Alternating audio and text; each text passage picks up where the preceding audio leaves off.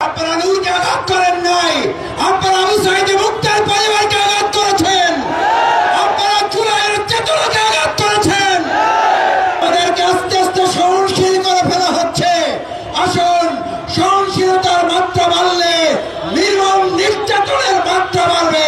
এই স্টেজ যদি আজকে মনের এবং মুখের কথায় প্রকৃত ঐক্য এবং সংহতি আমরা জানাতে পারি, তাহলে আওয়ামী লীগ যেভাবে পালাতে বাধ্য হয়েছে, 14 দলের সাথে তাদের দোসররাও পালাতে বাধ্য হবে। কিন্তু আমি অবশ্যই এটা মনে করতে চাই, আজকের এখানে মুখের কথার সাথে আমাদের বুকের কথারও মিল থাকতে হবে। আমরা এখানে একটা কথা বলে যাব, আবার বাইরে গিয়ে আমরা কাজের মাধ্যমে দেখাবো যে না, জাতীয় পার্টিকে আমরা নিষিদ্ধ করতে চাই না। তাহলে প্রমাণ হবে জাতীয় পার্টিকে যদি হজম করা হয়, একটা সময় জাতির উপরে চাপিয়ে দেওয়া হবে। আওয়ামী লীগকে হজম করার জন্য আপনাদেরকে প্রস্তুত থাকতে হবে। এখন যে কোনো ব্র্যান্ডের পুরাতন এসি বদলে নতুন ওয়ালটন এসিতে উপভোগ করুন 25% ছাড়। আমার ভাই এবং বন্ধুগণ, নূরকে যারা হামলা করেছেন, আমাদের মাথায় রাখতে হবে, নূরের অনুসারী এবং নূরের অগ্রগামীরা এখানে আছেন। আজ নূরকে আক্রান্ত করে যদি তারা পার পেয়ে যায়, শফিকুল ইসলাম মাসুদ সহ আজকের এখানে সমাজের নেতৃবৃন্দ মাথায় যেন রাখে, আপনাদেরকেও রক্তাক্ত হওয়ার জন্য প্রস্তুতি নিতে হবে।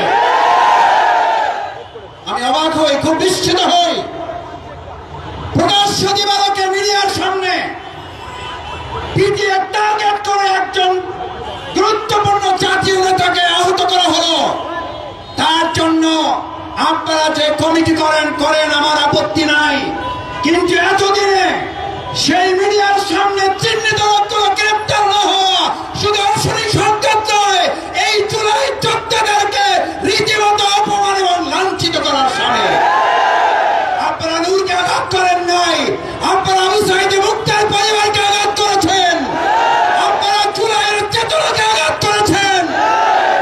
আমি বক্তব্য শেষ করতে চাই একটা কথা বলে, আজ নূরকে আঘাত করার মধ্য দিয়ে প্রশাসন যদি এটা প্রমাণ করে তারা একটা প্রোগ্রামের নিরাপত্তা দিতে পারে না, আমি আমার সামনে উপস্থিত ভাই বন্ধুদের জিজ্ঞেস করতে চাই, তারা আগামী দিনে অবাধ সুষ্ঠু নিরপেক্ষ নির্বাচনের জন্য লক্ষ লক্ষ কেন্দ্র পাহারা দিয়ে আওয়ামী দোসর মুক্ত করতে কি তারা সক্ষম হবে? আসুন, বিচার এবং সংস্কারের প্রশ্ন সেই জন্য এসেছিল। আজ এখানে বক্তব্য দেওয়ার কথা ছিল শেখ হাসিনার বিচারের দাবিতে, অথচ আজ আমাদের কথা বলতে হচ্ছে নূরের উপরে হামলাকারীদের বিচারের কথা বলতে।